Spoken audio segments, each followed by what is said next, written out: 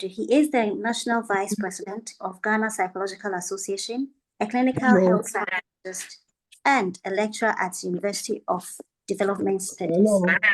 Yes, Mr. Amadu, please, we can hear you. Good evening. Good evening, sir.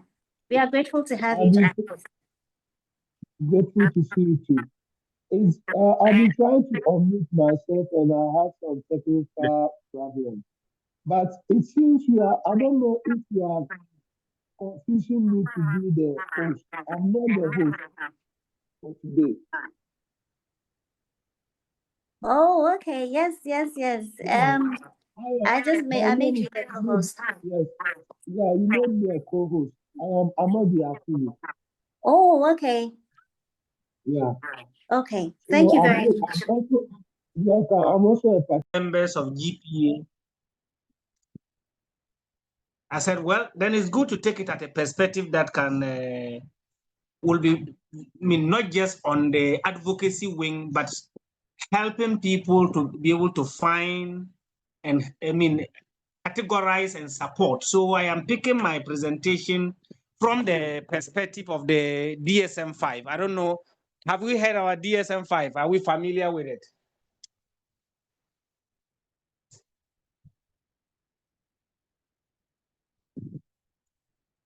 Hello? Yes, sir. Yes, Mr. Amadu.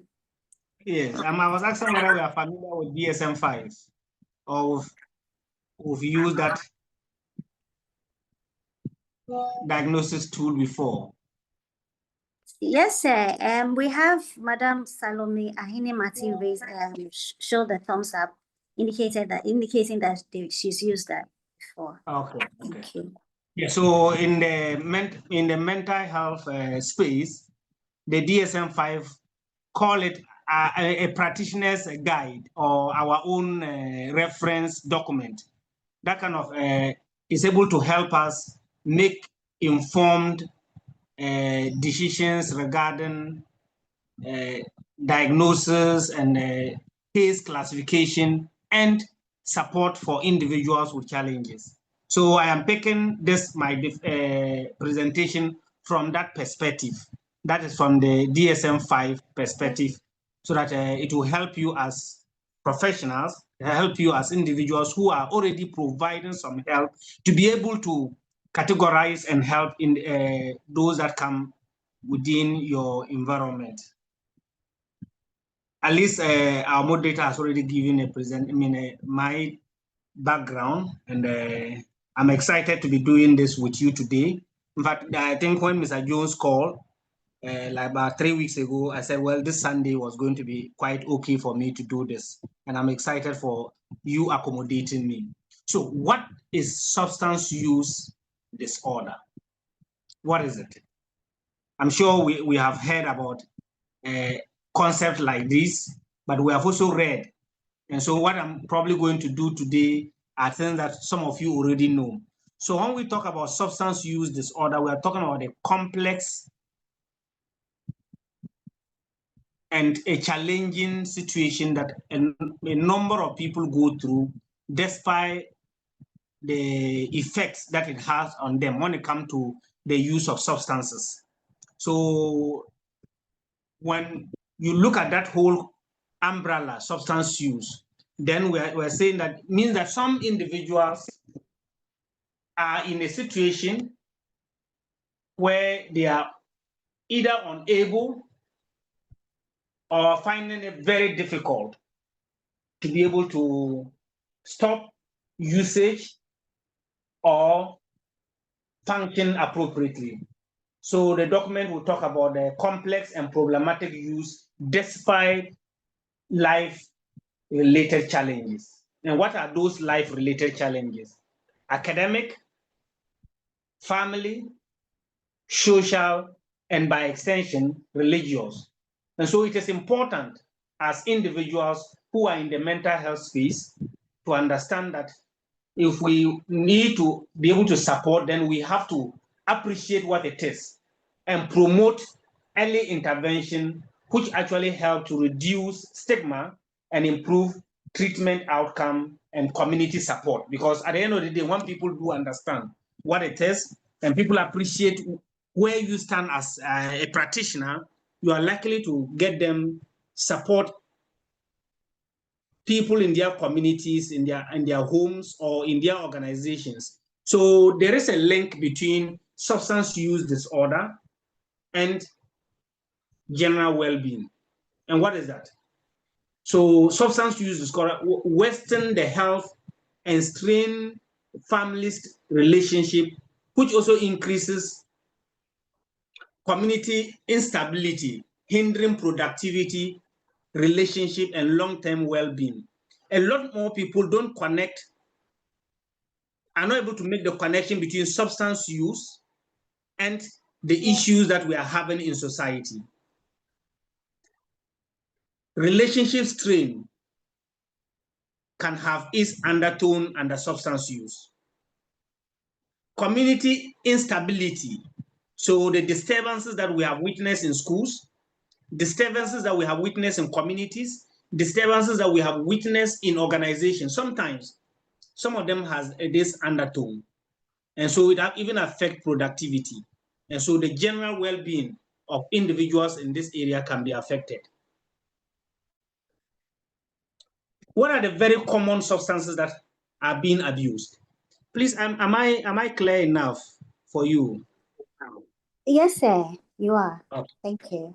What are the very common substances? I know one thing that has come top on our list today that a lot of more people are talking about is tramadol, 225, Winim Red, and all of those things. These are substances, but under DSM-5, it talks about alcohol, it talks about cannabis, it talks about stimulants, and these things are the ones that the DSM-5 uses to make its own criteria.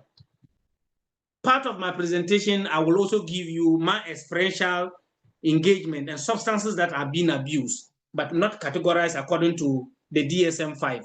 But just to let you understand that there are furthermore substances that are being abused by young people that is also affecting their well-being, which we need to know beyond these ones that have been categorized by the DSM-5. So based on these substances that are being abused, the DSM-5 has also gone further to categorize substance use disorder as a mental health challenge. And so they did that involving 11 categories, which are put, 11 criteria that are put under 4 categories. What are those 4 categories? They talk about impairment or impaired control. Those who talk about social impairment, risky use, and pharmacological indicators. What does this mean, or what do they really stand for? I don't know if any of us have come across none that at least we had somebody or a few who have said that at least they've come across the DSM-5 before and they have used it. But I don't know if you have deliberately taken time to look at the criteria for substance use under the DSM-5. There are 11 criteria that are being talked about, ranging from taking the substance in large amount or larger than the intended, or wanting to cut down or not using but unable to do so, up to the point of where the use of the substance is having physical hazardous situation on this individual, where they then develop what is called tolerance and withdrawal symptoms. So according to the DSM, I have not listed all the 11 criteria, but I've just picked a few just to let you understand what it is that when the DSM-5 is mentioned, what is it that we are looking at for?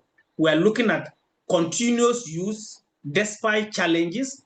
We are also talking about wanting to stop but unable to, and then we are also referring to is having a hazardous impact on the individual, leading to issues of tolerance and withdrawal. Tolerance simply means that over a period of time, that substance that you used to take, one tablet, obviously will not give you that level of excitement or experience. So you need to double it up or triple it. And that at that point, we say there's some level of tolerance. But when we talk about withdrawal symptoms, that is to say that in the absence of the substance, these individuals begin to exhibit certain challenges. And those challenges manifest as the fact that they don't have the substance. And the moment they get the substance, those symptoms will minimize or cease to exist or cease to be experienced by these individuals. The DSM-5 also has also categorized the substance use disorder into 3 categories. They have what is called the mild, moderate, and severe.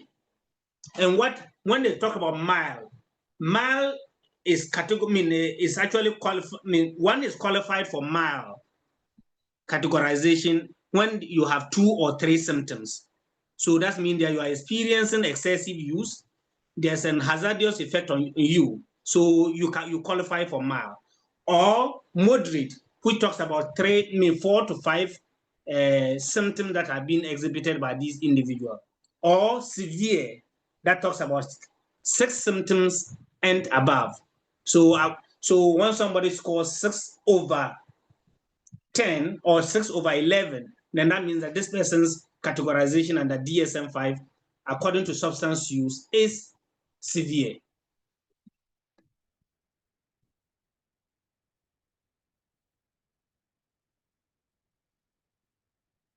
But as I mentioned earlier, there are also some other substances not directly under the DSM-5, but commonly used and abused. I don't know of in the part of northern Ghana where I practice. Snuff is one particular substance that is highly abused, and these substances are often impregnated with other chemicals. And so we need to know so that when we are educating others, we can let them understand that some of these substances can affect their well-being. I'm sure you would have heard about shisha. Shisha has a very, a challenging effect. Young people have gone beyond tobacco into shisha.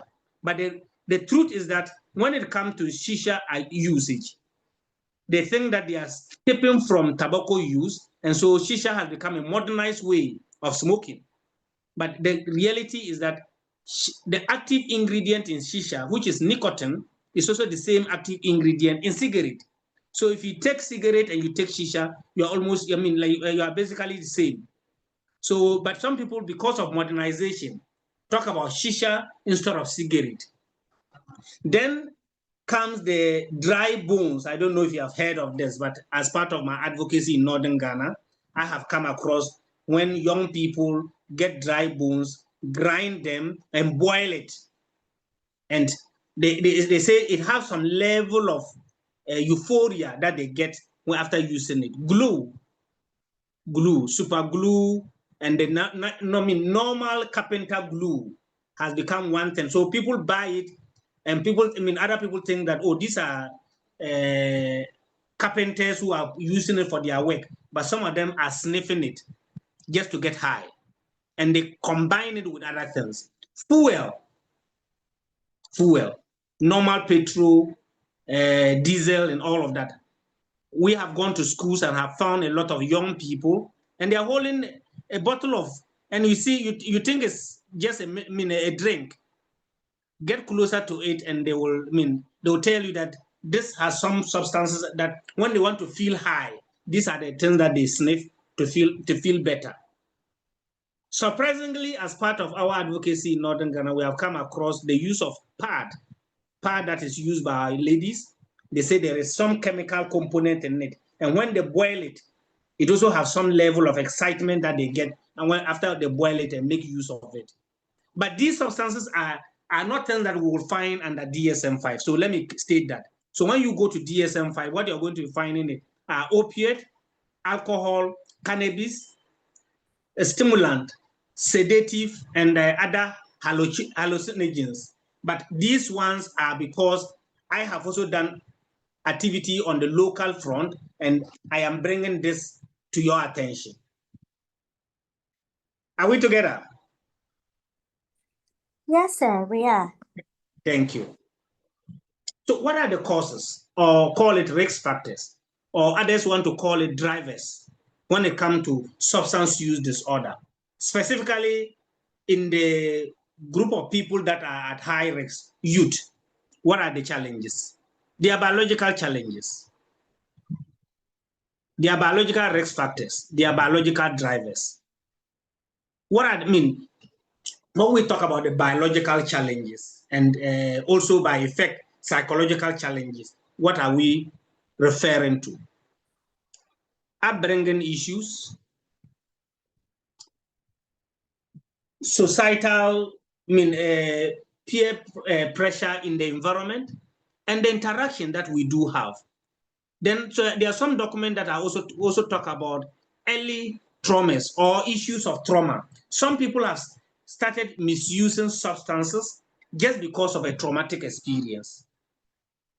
Issues, family history, and then issues of mental health challenges.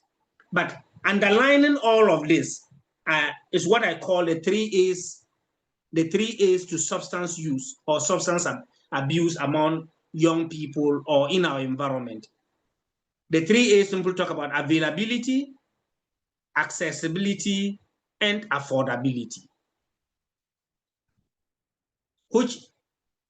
And when we talk about availability, I'm sure a lot of us have gone to shops that are not even supposed to be having, say, tramadol. They have a substance like that.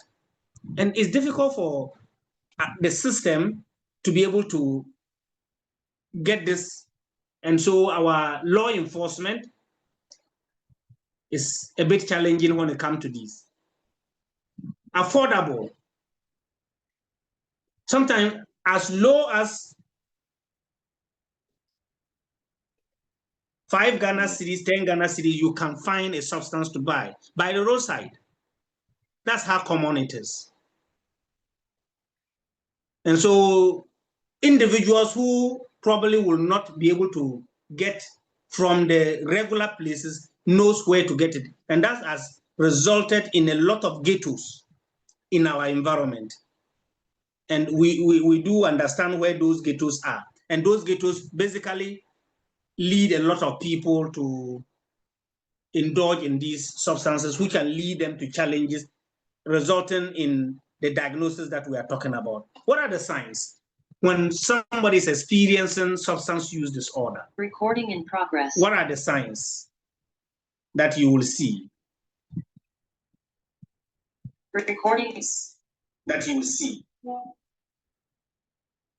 Recordings. That you will see. Recordings. That you will see.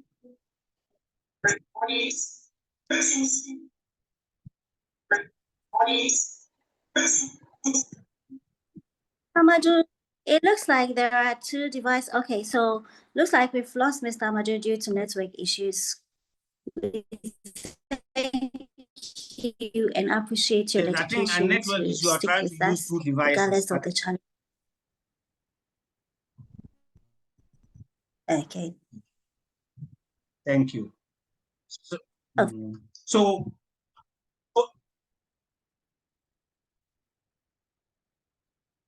fortunately, I'm able to share my slides now.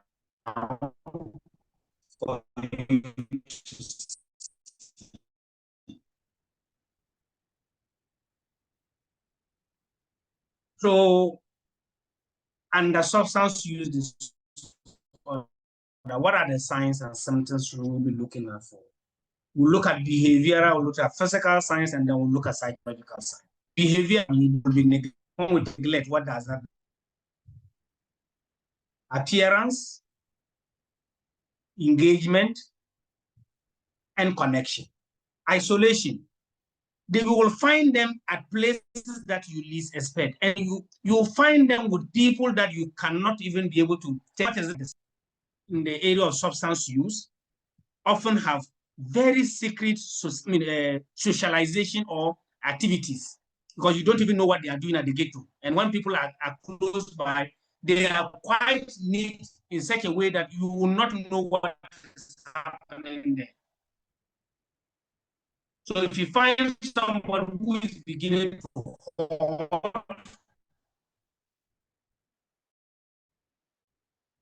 who is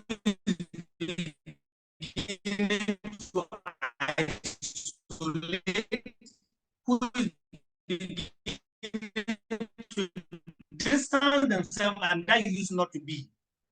It may not necessarily just be a substance use disorder. We're talking about weight, stress, or poor height. Then psychological, you're talking about mood swings, anxiety, and paranoia. So people who are qualified for substance use disorder will often exhibit these symptoms. The institution that you are, especially when you are dealing with young people, keep this, and you rather that a lot of them who exhibit these things, if you get closer, you will appreciate the fact that either they are trying to withdraw or they are in use and probably not able to find the substance.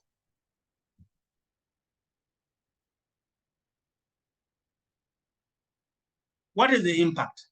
So once the use of substances have reached the point of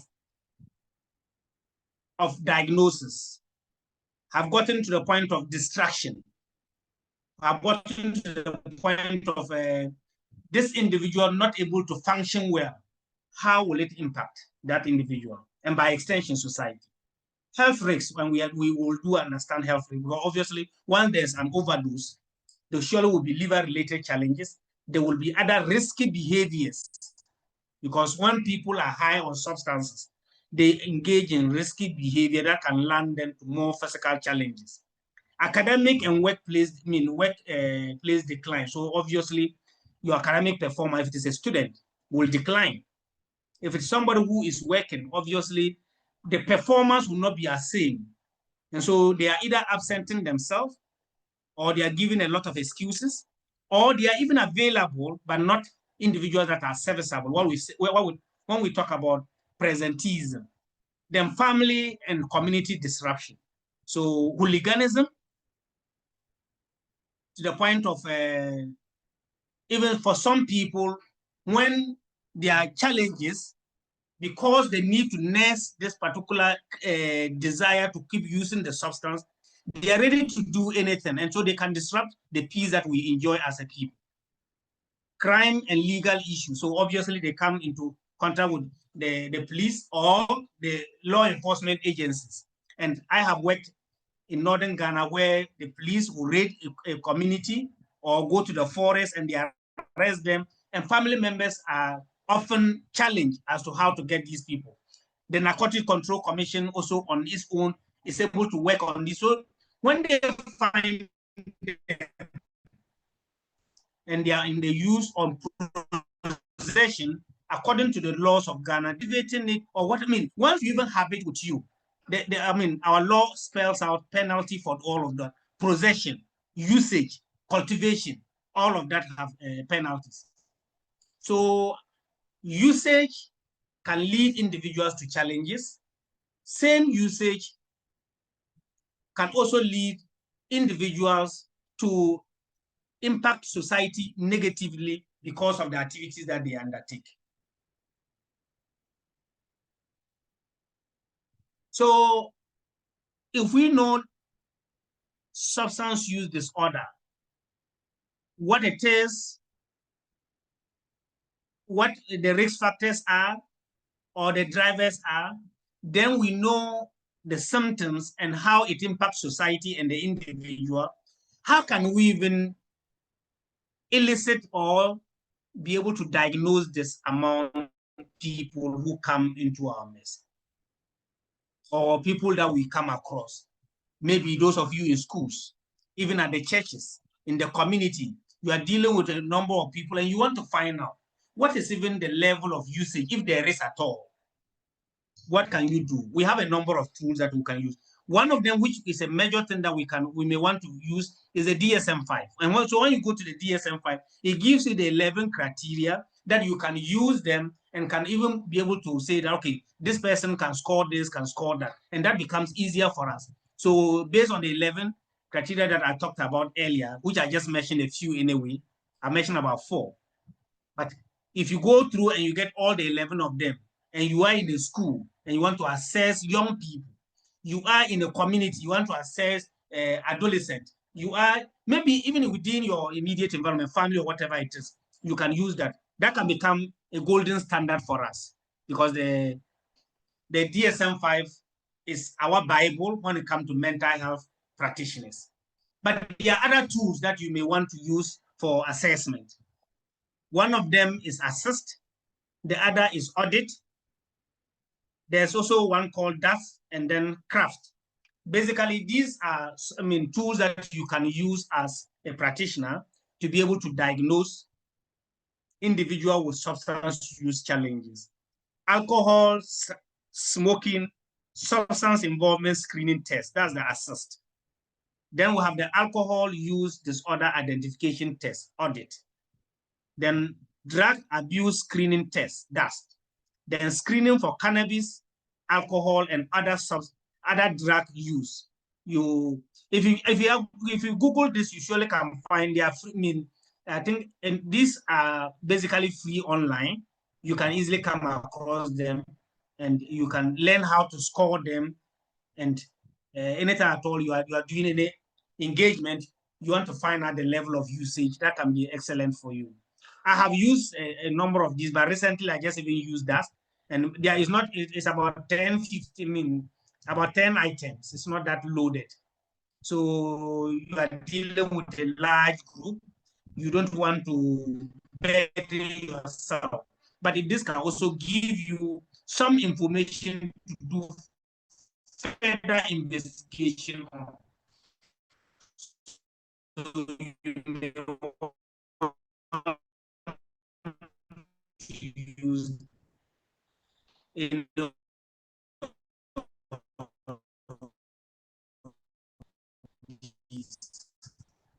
so these are very simple tools. So if you Google them, you can easily find how to administer the product. What you can use. First, you may want to go an outpatient basis, but going out and the family system is not that supportive. The environmental system is not that supportive, and you want to do an outpatient. All that you're doing is that the person will come to you for an hour or two, go back and continue their business. And then the following day, they will come back in a worse state. So people like that, you will want to recommend an inpatient-based intervention, especially when it is severe and there is lack of support systems. But it is also important.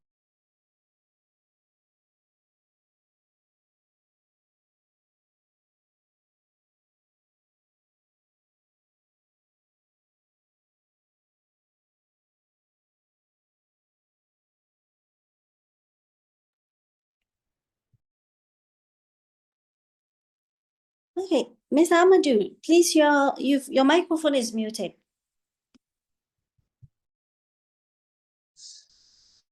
Okay. So this is where I was. I think I started explaining outpatient intervention, inpatient intervention, and we're just on the point of holistic approach, the biopsychosocial model. I don't know where you got. When I logged off, but I just realized that I was on this slide. Do I need to take this slide again?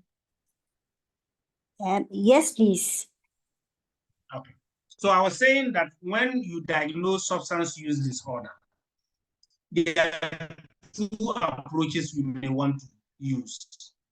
Either an outpatient, and I said that outpatient have a caveat: you need support system, family, community, very important.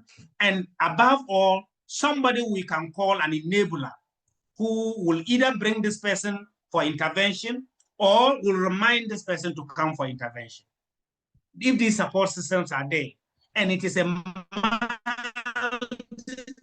case, like in the category 1, which is 2 to.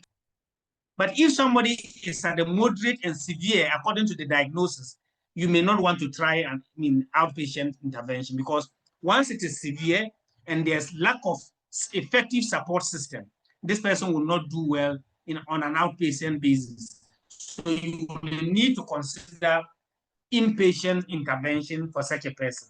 And I'm also saying that it's good to also note that in managing individual with substance use disorder is important. What does the biopsychosocial model say? What is that?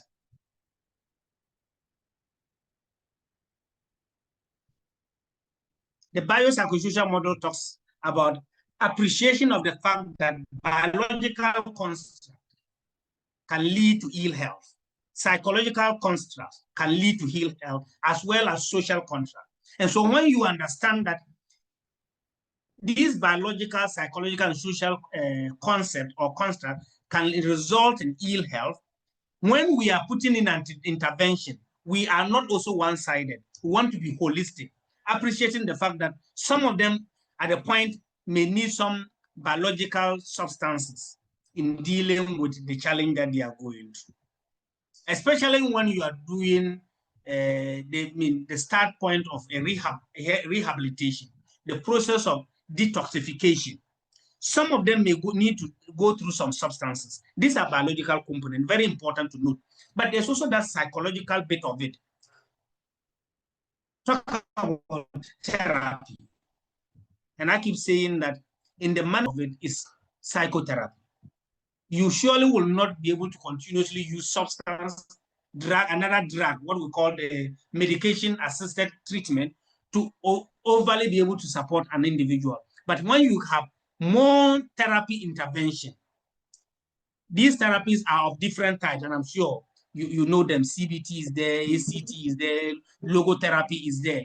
Then you can be able to support the individual. Then connected to society, and then under societal connection, we're talking about positive engagement. We are talking about livelihood empowerment. Then when you put all of these together, you can have a holistic approach to the intervention that you're doing. But therapy can also take different forms. So CBT is there. Mindfulness intervention is there. Medication-assisted treatment, and then peer support and rehab. All of these can be options for you to choose when you are dealing with people who are having substance use disorder challenges. What's this? But we're doing advocacy among a professional group. Then you are likely to do advocacy among individuals that probably do not have mental health as a field of training. So advocacy plays a key role in early identification, referral, and community education. And we do understand raising awareness about the signs and symptoms is important. Some people don't even know that what they are going through, there is support system, or there are support systems. And when we do that, we are also promoting what? Stigma reduction. Because when people are stigmatized, they are likely not to seek our services. Then support in non-clinical interventions. So many of the times, not everybody may come to the hospital seeking the clinical intervention. And that's why when you look at the whole concept of mental health and psychosocial support, we have the community base and we have the clinical base. It has been categorized. So if you are in the community and you don't have the clinical skills, there is something you can do before you refer these individuals to access clinical services. What we do with advocacy is also to facilitate access to professional care and peer support, where referral can become very, very important. And then it also encourages preventive education and campaign. So all of us here taking one challenge or the other, because seeing the representation, obviously we're coming from different regions. I will say all 16 regions of Ghana would have been represented in one way or the other. So each of us can play a role ensuring that we are brightening our smaller corners, and by effect, as members of GPA, as members of the organization that you belong, what we're simply doing is that we are enlightening people to take up action against substance prevention in order not to get to the point of a diagnosis, substance use disorder. What is your role as a paraprofessional? What role can I or can you play regarding substance use? Early identification. We are in the community and people will come to us. Knowing what we know and what we have read before and what we are trying to share today. Based on that, you should be able to identify a leaf and either put in an intervention or refer, provide a basic counseling, support them towards reduction of stigma. You are likely to be able to control of community outreach and psychoeducation. What we are doing, I know some of you are already doing what I'm doing here with you today. So what we'll say is that let's enhance, let's do more. And in the month of May, almost ended, ask yourself, what did I do? Very soon we are going to be coming to Psychology Week, and we have the 10P. What have I done this year regarding mental health, regarding psychology, as a practitioner, as a member of GPA? You want to challenge it. So when we take up these challenges, we can each play our role towards substance use disorder challenges and helping minimize the situation. Prevention and advocacy. What is the strategy? At the schools, at the community level, we need to engage and educate. Social media and on radio, and your group has been doing extremely well. I can say beginning this year, I have seen a number of flyers. And I think even since last year, you keep educating yourself. But see, we are made to understand knowledge is power. Day in, day out, you are building the capacity of your members to ensure that they can go out there and engage. Who do they engage with? Youth, young people, because Ghana is a youthful population, and if we want to be that relevant, what it means is that our young people need to be supported. And what we are doing could actually learn to what we call policy support and collaboration. When I started talking about substance use or drug abuse prevention, and every organization organizing something in the area of substance. And so gradually we are getting to that point. And recently we heard what the president of the country mentioned. Means zero tolerance to substance. So what substance not available?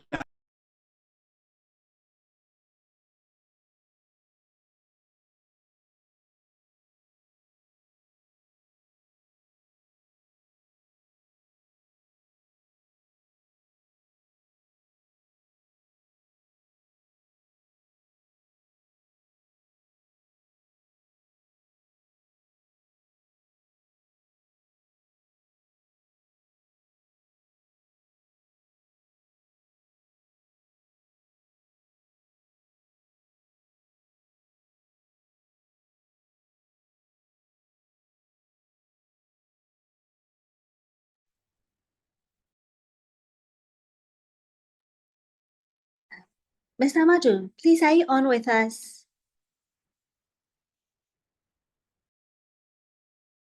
Yes, I'm with you. I'll just give in the case of a young person I met in 2018. Am I? Yes, yes. Okay. So I said I was just trying to give the case of a young person I met in 2018. And I met this young man in prison. Apparently, he cultivated, he has used, and he has traded substance. And that was weed. At the time I met him, he was almost exiting. But when he exited, we needed to provide an intervention. I used one of these tools, and you can see, even though doing almost close to 10 years in prison, he still had some of these substances readily available for him, even in the forecourt of the prison environment. So even though he was constrained, he was confined, but these substances were available. So when he came out, he confided. He said that, yes, I know this have destroyed me, because his first marriage didn't work, and he had come and I was thinking about how to find a new life for himself. but he realized that the substance use was one of his challenges.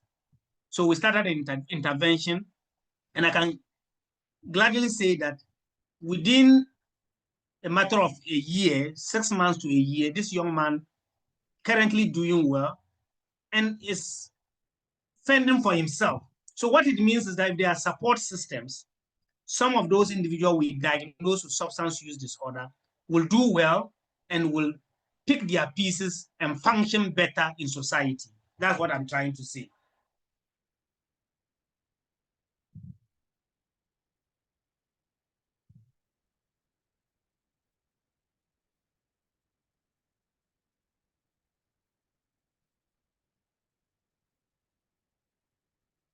So what will be the key takeaway? I know there are some other people who will make inputs after me. So we're saying that substance use disorders causes a lot of challenges among young people today. Intervention is available but not widespread. You can make it widespread. Need for more advocacy. So we need to talk more. We need to engage more. Collaboration is needed, but substance use disorders, prevention and advocacy are required to be able to identify. Early identification, understanding the DSM criteria help in accurate communication and support. And advocacy should focus on education, destigmatization, and access to treatment. So your advocacy should be focusing on these areas. So this is the bit that I thought I should put together for you, even though there's some breaks up and down. I hope I have made a lot of mean engaging you this evening. But I want to introduce to you an organization that is based in Northern Ghana that has championed mental health in one way or the other and have taken a special interest in substance use and trauma-informed care. What is the name of this organization? This organization is called Total Life Enhancement Center Ghana. Total Life Enhancement Center Ghana is a psychology-focused organization that advocates for mental health and provides psychological services. So this, you can be able to read more about TOLEC on these social media handles that are available here. This is how TOLEC look like, because I've already defined what it is. The focus area is mental health advocacy, psychological service provision, counseling services, emotional intelligence and management, livelihood improvement, and mental health. So you may be one person who is in the area of psychology, you need a space or you need an organization where you want to do internship, practicum, or just an attachment or volunteer. This institution can be available to provide you space to polish your mental health skills in terms of advocacy and class skills. And so you're welcome if you want to. TOLEC also has an accreditation from the Ghana Psychology Council as a psychology clinic. So please, if you need psychological services and you want somebody, you have somebody in the northern part of Ghana, you may want to recommend TOLEC to such a person. So we say, in terms of therapy, TOLEC is the premier psychology clinic in Tamale, and by effect, northern Ghana. Psychological assessment, anger management and stress management, personal empowerment, post-traumatic stress disorder, depression, anxiety disorders, and challenges. These are services that are being provided at TOLEC. So we say speak to a professional psychologist.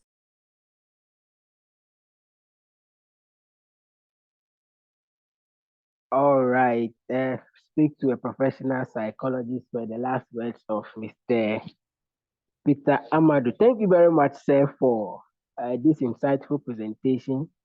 I'm sure this is a refresher course for a lot of members on this call. But sir, we equally have Recording in progress.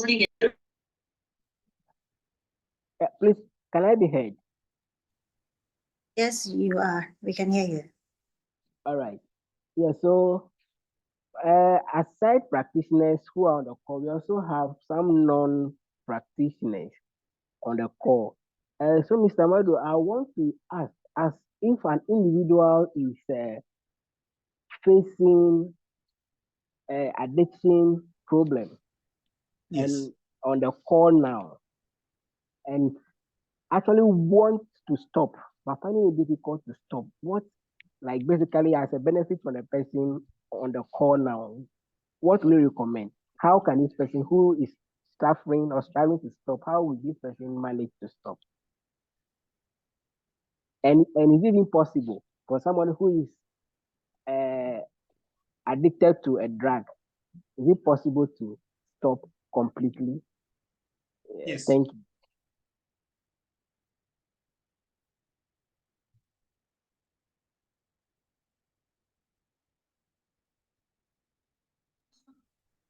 Yes, thank you, Jones.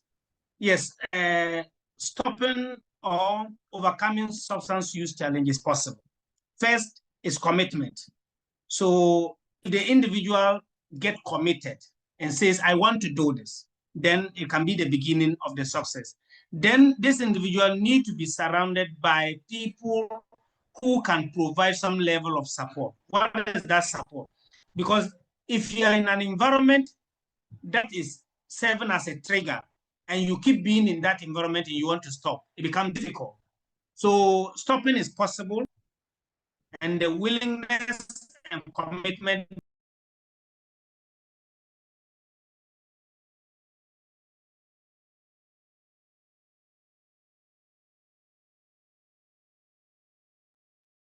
I guess Mr. Mado's network this evening is not very stable.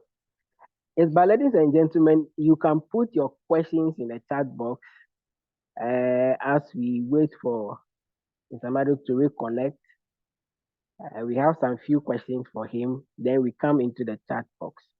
However, you can equally put up or raise a hand and we'll call you to ask questions or contribute to the call. Let me also acknowledge the presence of our national organizer, Ghana Psychological Association. Did you hear me? Yeah, sorry, sir, you dropped, so we didn't get the latter part of what you said. You mentioned that yes. So I was saying that to stop is possible. Yes, so that's where it dropped from.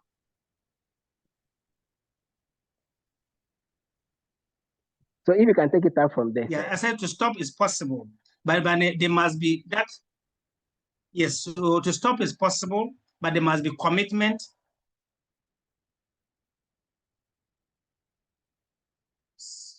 Yes, to stop is possible, but there must be commitment on the part of the person who wants to stop.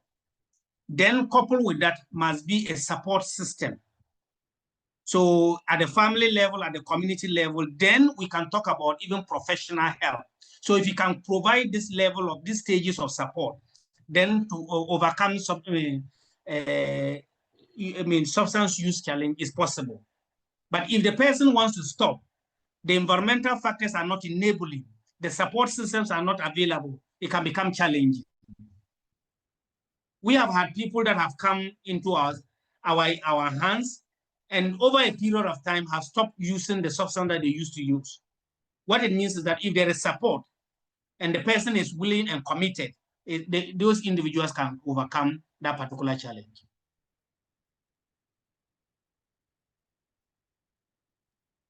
All right, Ted. Thank you very much. I would like to hand over to Amma to bring on board an interesting person to share a story with us. So Amma, over to you. Thank you very much, Sir Jones. John, please, are you ready to share your journey with us? Please. Yeah, sure. Sure. Right. So thank you very much for joining us. Once again, this is the Purple Wellbeing Show and Ghana Psychological Association. That's the Para Lay and Associate Division Initiative or Partnership. Thank you once again, John, for joining us. Please We are ready to hear your story. Thank you. All right, thank you, Oma, and thank you so much, Mr. Peter Amadu, for this insightful presentation. I learned a lot, and I could really relate to most of the things you said. Okay, so I'll begin with 28th of February 2023 marks my date of sobriety. And just for today, I want to make a deep and personal commitment not to use drugs or alcohol. Well, what this means is the last time I ever used substances was somewhere before the 28th of February 2023. So today I'm a little beyond 2 years clean and then sober from all substances. So my journey, I was just born with many aspirations and ambitions. But just as Mr. Amadu defined substance use disorder and all of that, it's no respecter of person. I never aspired or ambition to be a drug addict or a substance use abuser, But unfortunately, as a result of peer pressure, curiosity, and other factors, I got myself involved in such a predicament. I grew up with very strict parents. My dad was an accountant. My mom was a teacher. So you could just imagine the kind of home I was brought up in. But unfortunately, I went off track along the line. I was quite a bright student, making the grades. But in addiction, there are stages. So from the onset, somewhere around senior secondary school, when I started smoking just cannabis or marijuana or weed, as others may call it, it really didn't affect my the whole well-being, such that my grades were okay. I narrowly passed my exam until I got to tertiary. So I narrowly passed through secondary, got to tertiary. Then it only got worse there. So the disease had only become very progressive. Now I had graduated into smoking heroin, into smoking cocaine, into smoking cigarettes the more. So I was just done with cannabis or marijuana. So there again, I narrowly passed through. Unfortunately, I came out with a second lower. So at least it tells, if I hadn't smoked, at least I'm sure I would have made better grades. Sometimes most of the people I used to engage with in these activities, most of them didn't graduate till now. This is more than 10 years to 13 years ago. I started again working. I did my national service and I had only gotten progressive worse. It was an NGO, so it wasn't too strict and too formal for me. So I had my way around to smoke and as well do my job. But I couldn't do the job successfully. I couldn't just do it too well. Then done with service, I got employed. You look at my CV and then someone may think it looks very rich. I'm unable to stay on any job for more than 2 years. After a year, a little after a year, I find out that I'm unable to meet my KPIs. Then there's a need for me to either resign or just quit for the fear of me getting sacked out of the job. So it got very worse. I lost my mom somewhere in JHS, so that kind of monitoring supervision wasn't there. I wouldn't want to blame anybody for this predicament I got myself into, but yeah, that was one of the situations that led me to using.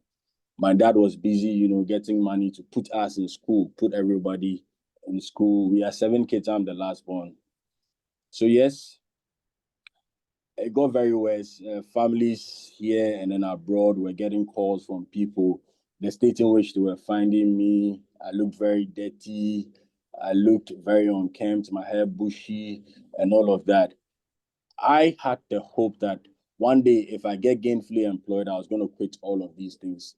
But little did I know that it was only a chronic brain relapsing disease. Despite the harmful effects, I kept using. I was seeing that I was getting affected negatively, but nothing could just stop me. Nothing at all could just stop me. So, family, like Mr. Amadu said, I had the support system. I had the chance to visit the rehab for the first time. This was somewhere 2018. I went to the rehab for the first time. And just like he said, in answering Mr. Jones' question, that what can we do? I mean, all depends on the individual, which is me, which is the client in question, or whoever is addicted to whatever substance it is. So yes, the willingness to quit was there. And there again, there's no statistics that can show that once you are willing to get recovery, you're going to get it.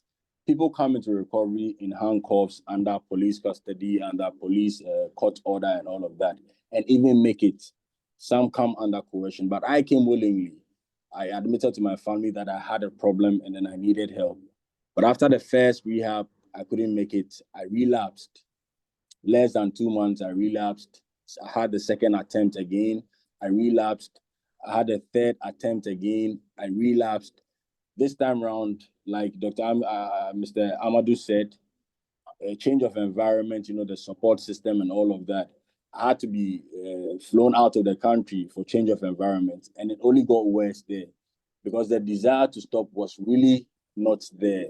The willingness, the commitment wasn't there. So it was onto the fifth attempt, somewhere a little over 2 years ago, that I really was tired of all of this. I really was tired. I lost my dad as well.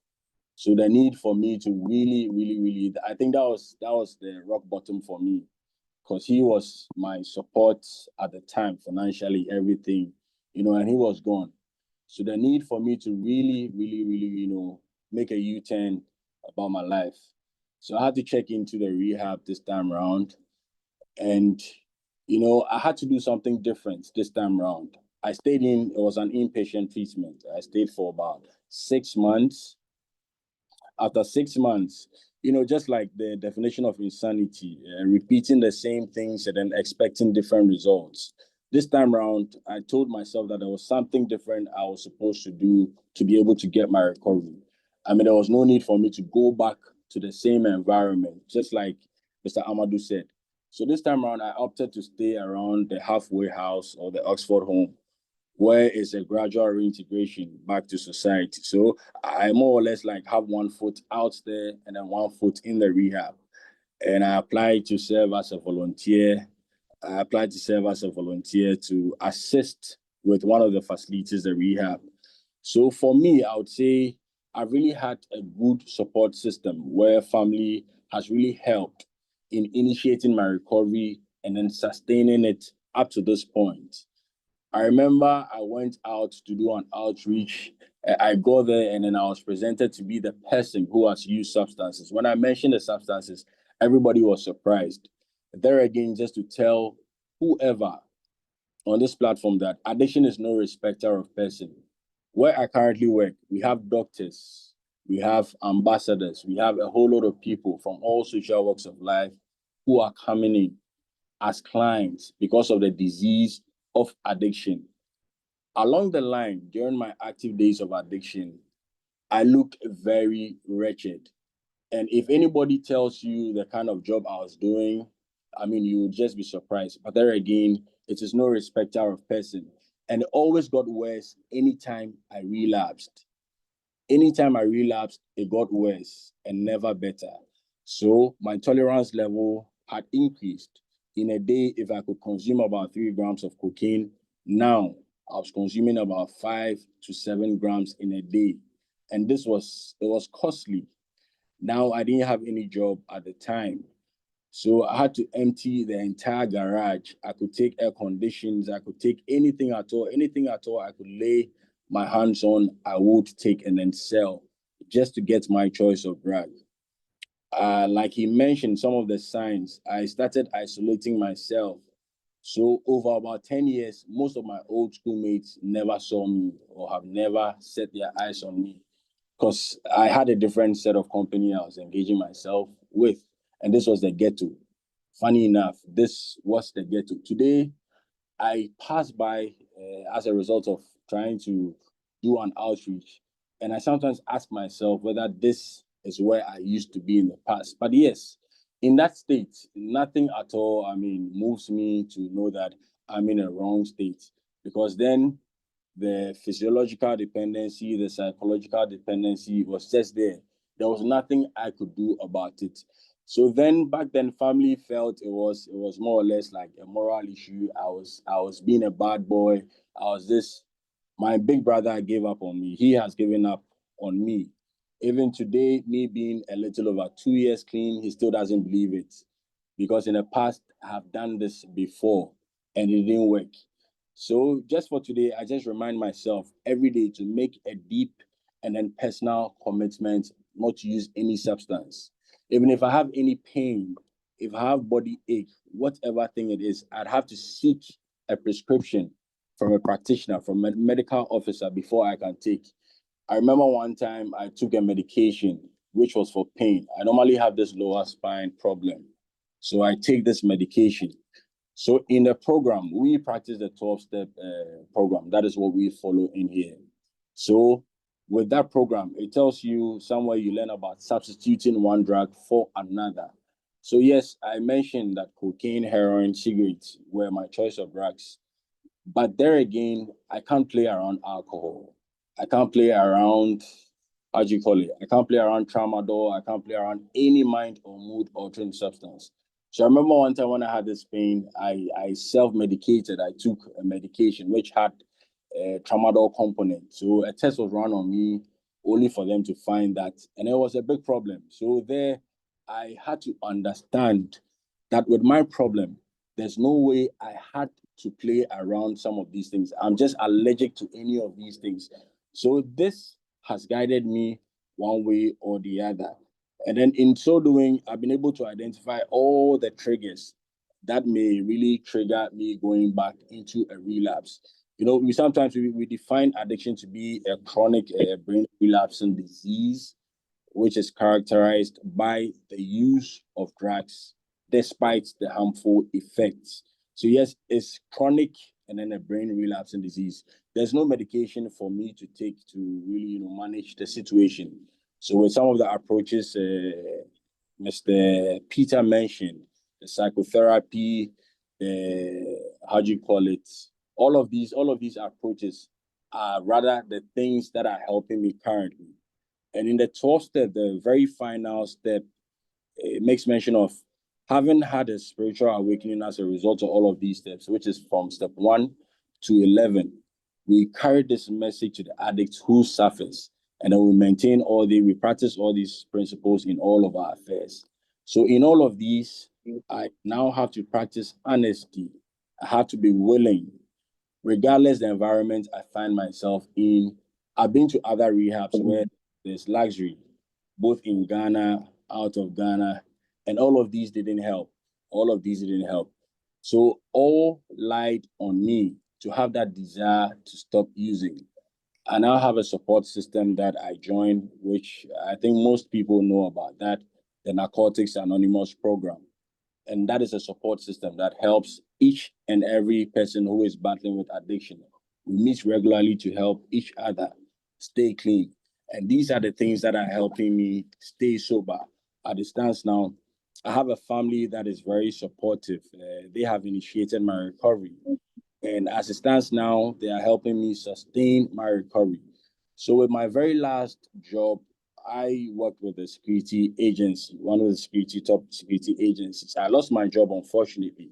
And then one question that my sibling asked me, I think a little over a month ago, she asked me what the plan was. Would I want to go back and all of that? But I told her that no, I've developed some love for, this field, mental health and all of that. Me helping another person always reminds me of where I'm coming from and then where I'm going.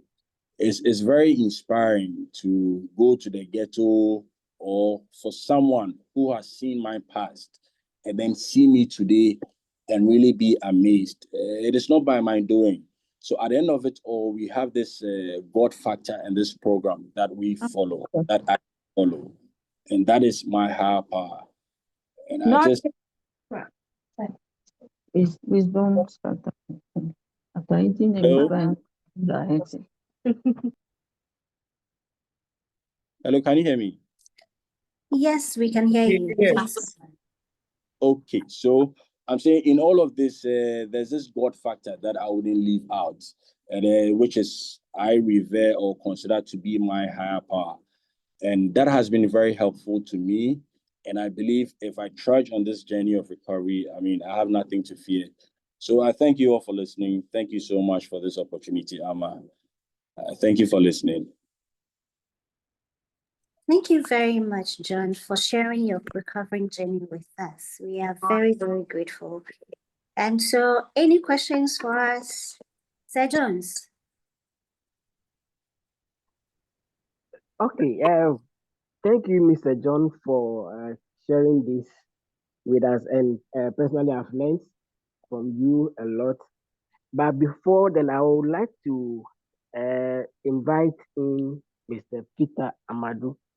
When Mr. John was talking, he mentioned that look, when we watch his CV, it looks so rich, but the reason is he was unable to stay on his job.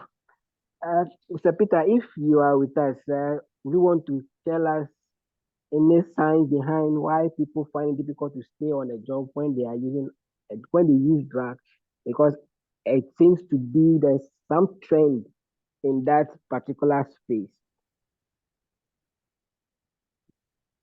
Yes, Jones, thank you very much. Yeah. Yes, so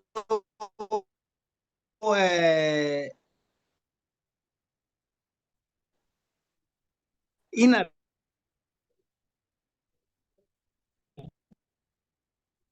to keep job, as he mentioned, you see, a craving that these individuals are always having. You see, they are unable to be stable and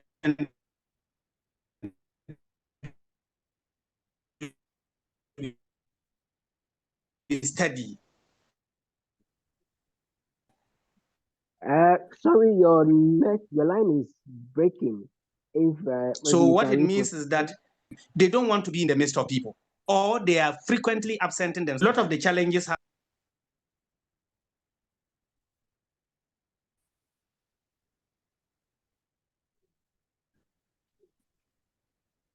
Hello, Mr. Jones. Yes, please. Amma, did you hear? You dropped at a point, but if you can come back again, I'm sure it will help us.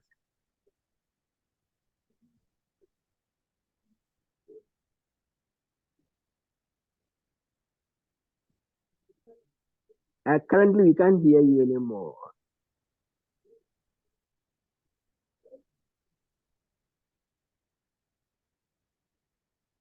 Can you hear me now? Yes, please, we can. Okay. So I was saying that the inability to keep the job is the irritability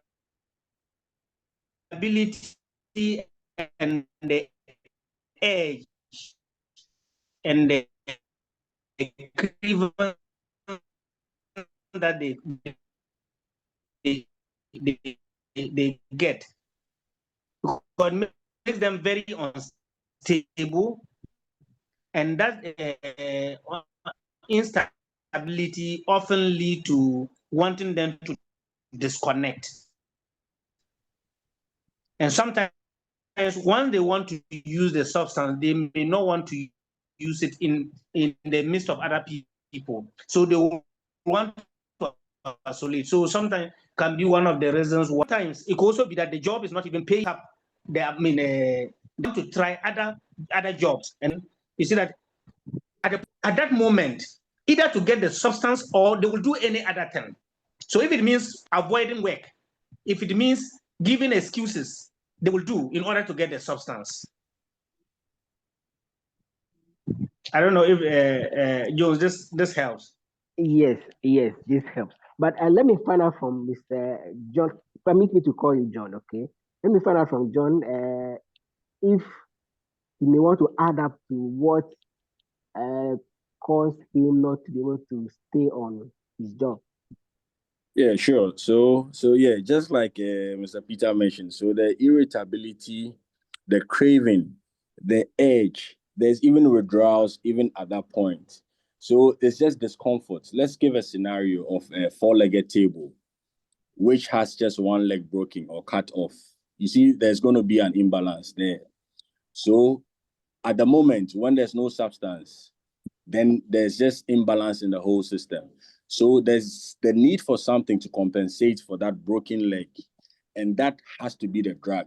So let's say we fix a break just to compensate the broken leg, and that has to be the substance. That has to be the drug.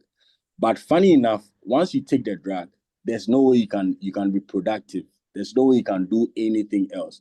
So yes, you can't mix productivity at work. Time for you to be working, you are rather using substance. Time for you to do whatever thing, you are off. So doing the wrong thing at the wrong time. Like, I mean, and then the true one see staying. So I had the opportunity to go on break at 12. And the ghetto is not too far from me. I'll prefer everybody goes to break at 12, come back around 1:30. Then I leave at 2 and never come back again. I come to work late, or I stay in the ghetto from Friday. You know, it's the psychological dependency. It's no fault of mine. It's a disease. So I stay in the ghetto, the same clothes, the same shirts, the same whatever thing I'm wearing from Friday, Saturday, Sunday, and I report to work on Monday in the same shirt, looking sweaty, looking messy, with my nails dirty, you know, and I see nothing wrong with it, unfortunately. So nobody will be willing to work with someone like this.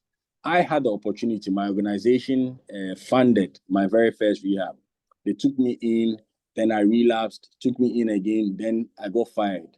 Maybe in another world, I could take them on, say, on a legal terms, because it is a disease. It's no fault of mine. But yo, this is where we are, and that is all I have to say here. Jones. Thank you very much. That was really a difficult journey, but we thank God for where you are now, and we pray and hope that you keep advocating and be better off as well. All right. So even though I have questions, but I will leave audience. If you have any questions, please put up your hand.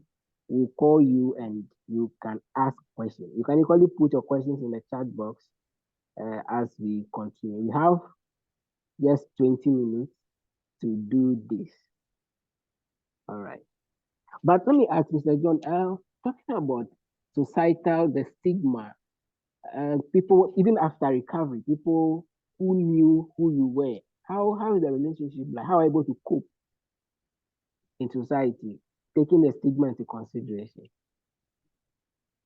Yeah, the stigma is there. The stigma is there. It's still there. It's still there in this part of the world. You know, we still see it as a moral issue, a moral deficiency, such that it means you're a bad person, you're just an outfit in society. So the stigma is still there. We in this field would have to still sensitize the public about some of these things. We do our best. Some people still have the idea that once an addict, always an addict. Once a criminal, always a criminal. But we would only have to do our part and then do it well. So in practicing some of these principles, talking about humility, talking about honesty, willingness, and then even a bit of prayer and then meditation, doing all of these things, we know we are doing our best, and then we leave the rest to the care of our higher power or to God. Unfortunately, we can't change what the world thinks about us. If we are going to really depend on that, then we can't make any headway. So I, individually, as a person, I do my best to do what is right and then leave the rest to the care of God. It's not easy, but that is the way to go, unfortunately. All right. Yeah, thank you very much. I can see Christopher's hand up. Christopher, if you can hear, kindly unmute and then ask your question. And the questions can go to them, Peter or John. Yes, we are on the floor. Christopher. Hello. Can you please hear me? Yes, we can. Yes, please. Hello, can you hear me? Okay. Please, my name is Christopher, and I'm also a person in recovery. Okay. Now the question that I want to ask is, we seem to be tackling addiction on a physical perspective. We seem to be tackling addiction on the physical curriculum, but can somebody share a little bit insight about the if I say spirituality of it, like, you know, in Africa where we come from, where we seem to find ourselves, sometimes we project our addiction to, I wouldn't say superstition, because if I say superstition, then I'm not real, but like to like a spiritual totem or a spiritual problem, you know, like maybe we did something. Today, one of my fathers was telling me sometimes the haircut, the barbering shops we go to, when we barb our hair, the hair, they said some of the times the haircut can be used against it. So I want to ask if, you know, anybody can share a little bit inside view on the spiritual perspective of the problem of addiction to us. If somebody could, you know, open that to, I'll be very grateful. That's my question, please. All right, thank you. I will give this one to Mr. Peter Amadu to handle. But let me also acknowledge the presence of Dr. Epiphania Bonzi, a senior psychologist, is with us. You also have Mr. Fanti Samuel.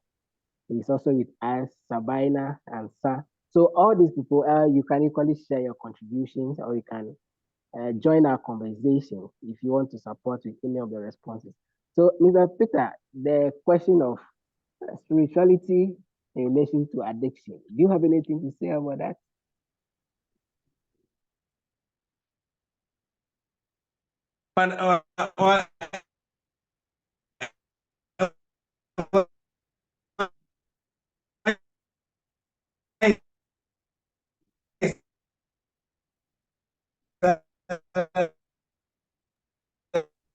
We still have challenge hearing you because of the network.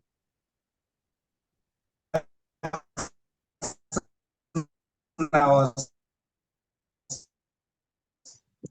was trying to find out how to tackle it from. But the hair perspective that he came up with, we are human beings with a love. Yes, we can hear you now. Kindly continue. Okay. So I was saying that, yes, with the perspective that he came from, looking at call it the triggers, the drivers in terms of the spiritual dimension. It's a dicey one, but one that I will be able to speak on to very much will be how we can probably employ the spiritual perspective towards healing, which I will say that this perspective is focusing on what we call the inner healing, the giving meaning to the experiences that we are going through, and the connection to the supernatural, which also by effect encourages us to self-reflect, forgive, discipline, and by effect find support within our communities and our faith-based institution to engage ourselves better. Because when we now based on this, I would say that from the looking at it from that spiritual perspective, yes, we can use that concept to help other people. But in the area of the drivers or the causes, there's you will project it, but there may be varied opinions around there. So I would say that maybe yes, people would have been grown up in different jurisdictions with different cultural and religious perspective. And that understanding has a way of influencing how we receive concepts like this. And so this is the way I will want to put it, but I want to have my weight more in how to use the spiritual component in the management of it. And those of us who have read about Viktor Frankl's therapy, which is a logotherapy, it is one of the methods. And if you look at the 12 steps, logotherapy can be found in how it is being used, finding meaning in the situation that you find yourself. So this is what I want to say. All right, thank you very much. Let me also acknowledge the presence of Mr. David Banale, a clinical health psychologist. He is also with us. So, at all these people, you can share your views on the subject that we are discussing. But Amma, let me hand over to you. Maybe you may have some comments. Thank you very much, Sir Jones. And so, and thank you very much, Mr. Amadu and John, for having us this evening or joining us this evening. And so Madam Mary Asari Yeboah, she's asking, what is shisha? I guess this will be to Mr. Amadu.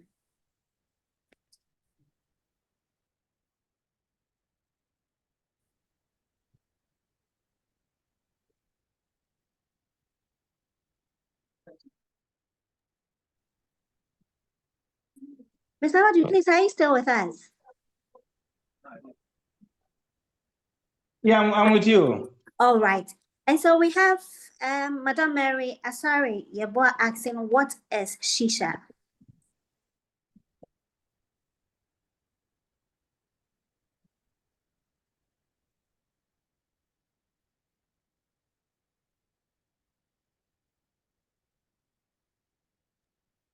I think Mr. Peter's network is still down.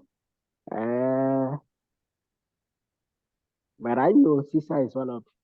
Yeah, but I'm with you now.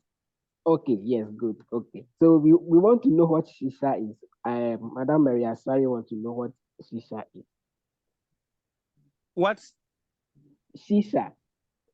As the drug. Oh, okay.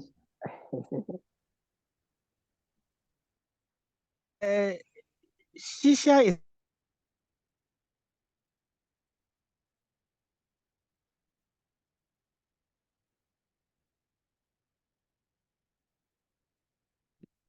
flavored, and many of it, it is often used or smoked through pipes.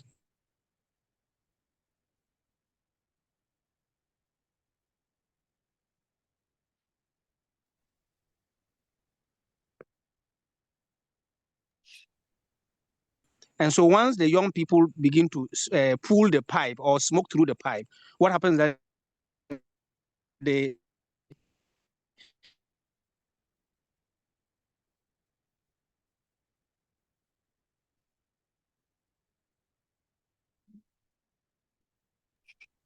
Looks like Mr. Amadu is having network issues. Shall we please have Mr. Sir Emmanuel, whose hand is raised, unmute and share or his contribution? And so they think it doesn't have so much effect. But I said that, but also adding the fact that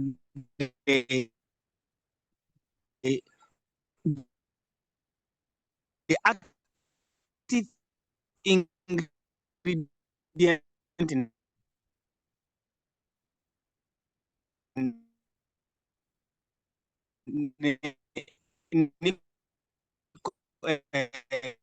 cigarette, which is nicotine, is what is, I don't know if this helps. Kaura pulled up a shisha container and it's like.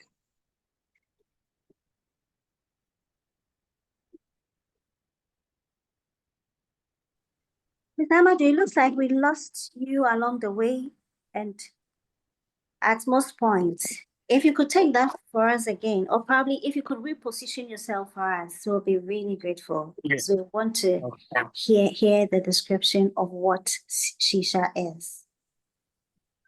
Yes, so I was saying that shisha is a substance with its active ingredient being nicotine, and how it is being taken, it is smoked through a pipe. And those of us who have used lanterns before, the olden days, I don't know if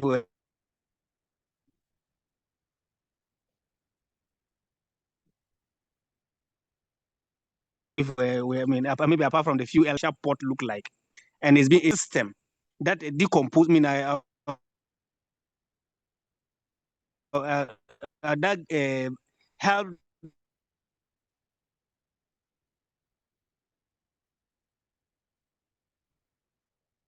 the young people to pull the substance through they get, or that shisha has different flavor, vanilla and whatever it is. So many of the time, because of these flavors, young people are made to understand, are being deceived to believe that it is not, it's not so dangerous to their health.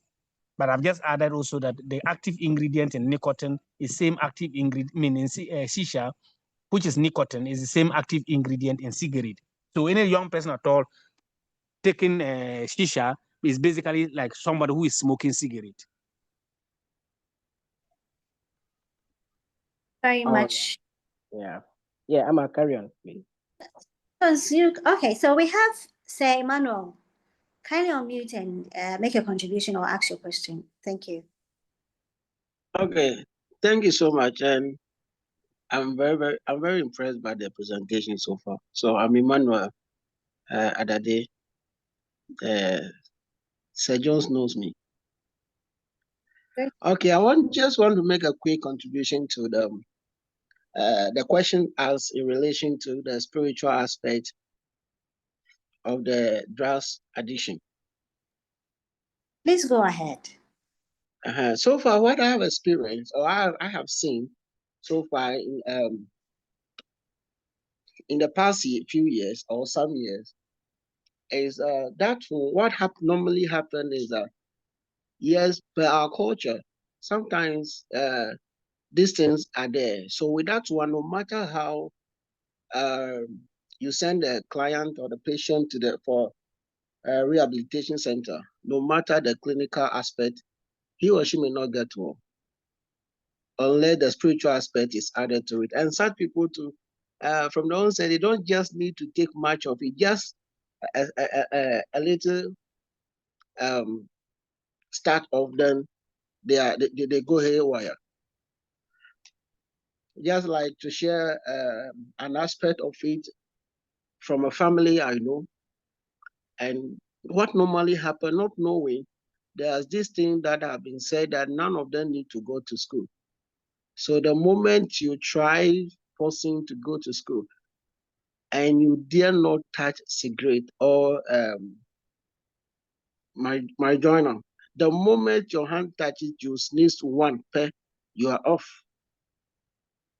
No matter what, you are off, and the school you just stop. You can't go. And when you stop the school, you'll be fine. But the challenge in it was that when you stop the school, by all means, because you started, you have friends that encourage you to come and join them. And everybody, most people, their attention will not go that this has to do with spiritual. They may think it's physical, and then some will say, "Oh, don't mind him or don't mind her. She now has wanted, and that is what she has got out of it." Not until, through by the grace of God, some people have been, God intervened for some people before this truth came out. And the families are doing well, that those who know Christ are doing well in that regard. And the recovering, yes, they recovered. I would say that they recovered fully, because some of them for about 13, 15 years, they are still okay. And some were able to go back to school. Some, because of the number of years, they are not able to go back to school. And one danger aspect, let me leave that one. There was a research that recently we were at a stakeholders consultation. Then we got to find out that many of them, some people have been addicted to the extent that they don't have money to buy the drugs again, and they don't have the money to buy the glue. So now they are going in for dry physics. And that is the extent. And these people are not just elderly people, they are young ones, SHS graduate. Some are school dropouts. So it's very, very alarming. So when I joined the link and then I was like, wow, this is really, really good and cool. If measures can be put in place to help, it to be very, very good for, at least if this education will be coming on more often, I think it could to go a long way to help others and to prevent a lot of people going into it, knowing the dangers involved. Because when you start, it's difficult to stop. Thank you. All right, thank you, Mr. Emmanuel Adade. Mr. Emmanuel Adade is one of the executive directors for Empowered Mind Ghana, an NGO into mental health advocacy, and they are doing so well, particularly in the Volta region. So thank you for sharing that thoughts with us. Madam Sabaina, I'm sure you want to add up. Yes, good evening to everyone. And you once again for another wonderful program. I just want to share a few thoughts on the spirituality aspect. I know women just spoke, but I just want to add a few insights. I think that we have to that spirituality in recovery is personal. Okay, it's very personal, and it doesn't necessarily aligns with organized religion. In fact, the focus is actually on finding meaning, connection, and purpose. Because some people believe that when there is spiritual disconnection, some people try to seek fulfillment through substances. So re-establishing this connection is quite vital. It becomes a vital part in their recovery. Again, these spiritual practices can actually enhance the coping skills, provide a sense of purpose, and often sometimes emotional support during this recovery process. That's why you go to certain rehabs and they take addicts in recovery through this 12-step program. The 12-step program is adapted by most rehabs because it's kind of a spiritual exercise, or let me rather say it's kind of affirmations that actually ground these addicts who are in recovery and are really willing to come out. So if you are fortunate to find yourself in these 12-step program, it really grounds you, connects you back to your spirits. If you're a Christian, if you're a Muslim, whichever religion you are. But again, the key thing is it is personal. You do not push it at the neck of anyone but if the person believes that he or she is disconnected from the higher deity, and that has actually ended them up in this kind of behavior, and therefore they want to reconnect back, then bringing spirituality really helps in their recovery. Having said that, I just want to put across that now there are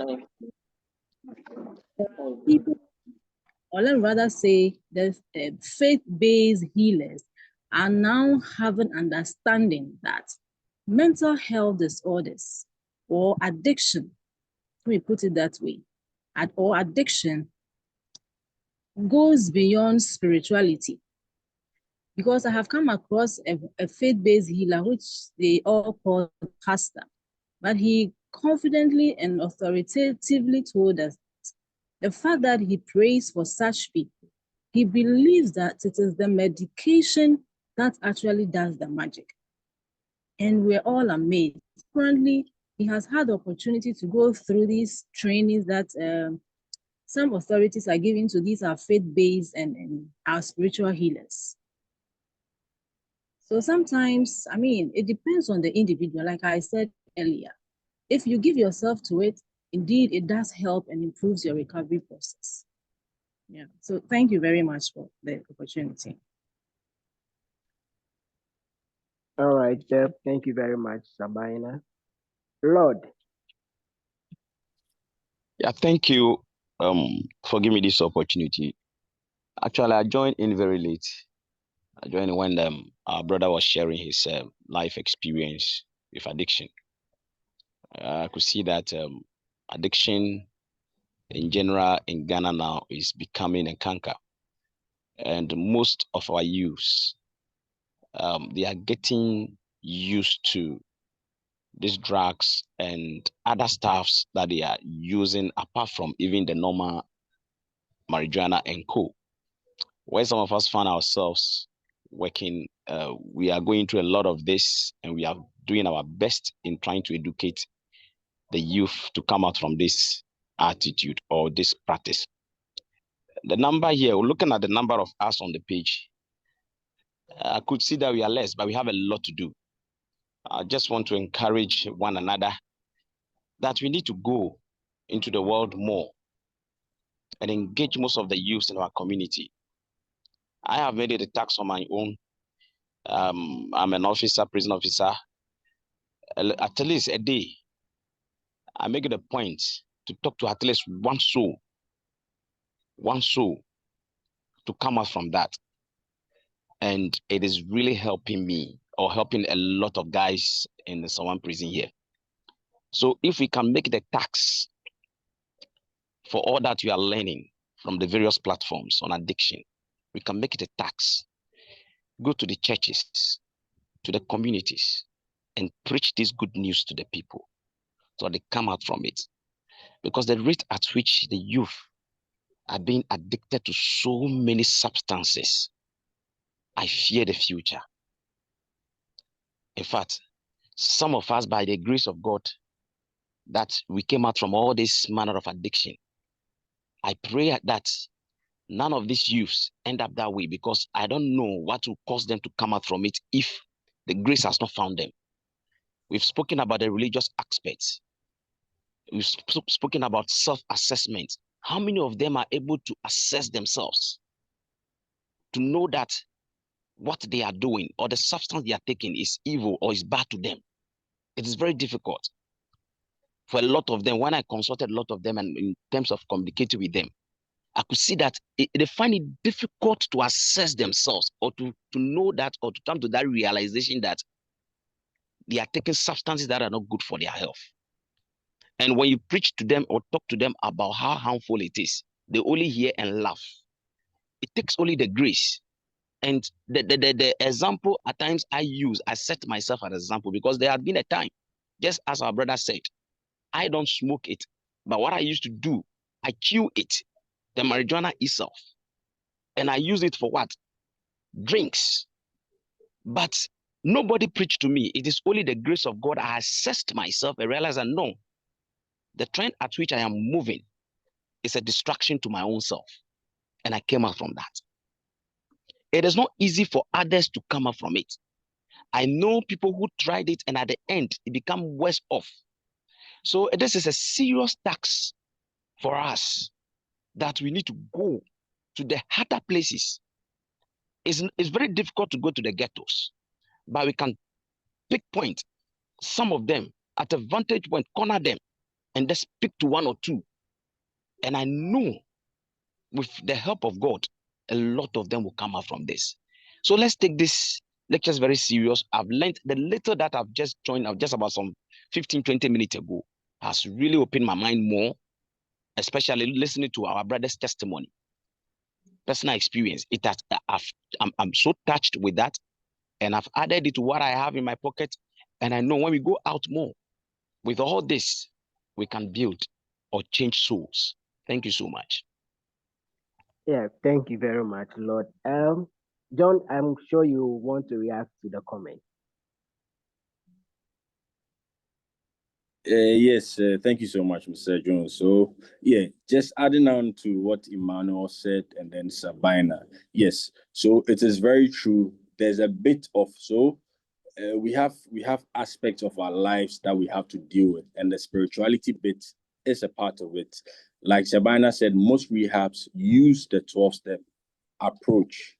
And in that alone, so you find out that in step 1 alone, it talks about the reason for our using drugs is our powerlessness over our addiction.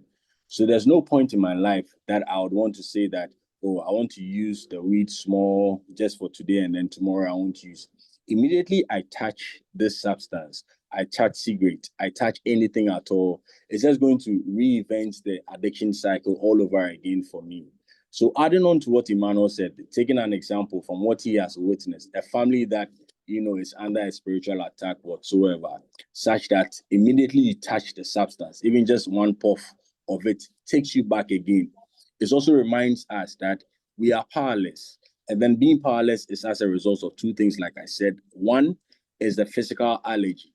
So the physical allergy, just like anybody, there are people, they don't eat let's say Someone is allergic to dust, he reacts, there's a negative or adverse reaction. It's the same way with we, the addicts. Once we come into contact with any mind or mood altering substance, the possibility of us going back again is very high. So let's just say a family that is under a spiritual attack. Now, you have no business in touching any substance. So in dealing with that, how is it that the person stays in a rehab and then gets fine? 6 months, 8 months, he's fine. But immediately he goes home and then touches any substance, it triggers or manifests the whole issue of a mental disorder again. Now, there are other people who have an underlying condition. They already have. It could be from a spiritual point of view, whatsoever, medical, biological, whatever.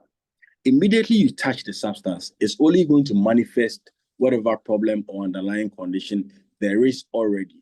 Now, we have slogans in the program. We say, don't touch the first drug. Once you don't touch it, whatever spiritual, whatever there is, I don't think you would fall for it. Now, Sabina made mention of another bit of it where finding the concept of God or the higher power is a personal one. Nobody forces the God of Isaac or Allah or Buddha or whoever. We are to find a power greater than ourselves that we feel can restore us to sanity. So it varies from person to person, and no two people find the same concept of God the same way. People come into this program, we have, it's a global, it's a worldwide program that is used. And you know, in the Western culture, most of them are not too spiritual. For lack of a better word, they are not too spiritual. We have atheists, we have agnostics, we have skeptics. All of these people, at the end of working this program, very, very, very well. If you work it, it's going to work. At the end of it, realize that there is a God factor somewhere. There is a higher power somewhere. So yes, we tackle it from the clinical approach, with the clinical approach. But yes, there is a spiritual bit. And one of the approaches is the 12-step. I don't think there's any power greater than maybe from where I'm coming from, I'll say God. From God, there's no power than that. So once you are able to identify that there's a power greater than yourself that can help you or restore us to sanity, there's no other thing. Guided by some of these principles, we say don't touch the first drug. Because I have witnessed a case like this where a client comes and then leaves that same day, and then even sitting in the midst of people smoking, it triggers the whole cycle again and again. And then it is associated with some spiritual attacks whatsoever. Yes, there are certain families, we know that there's a deity, there's a shrine. If there is anything that we are aware of, then we tackle it holistically from that point, whilst we handle it also with a clinical aspect and all of that.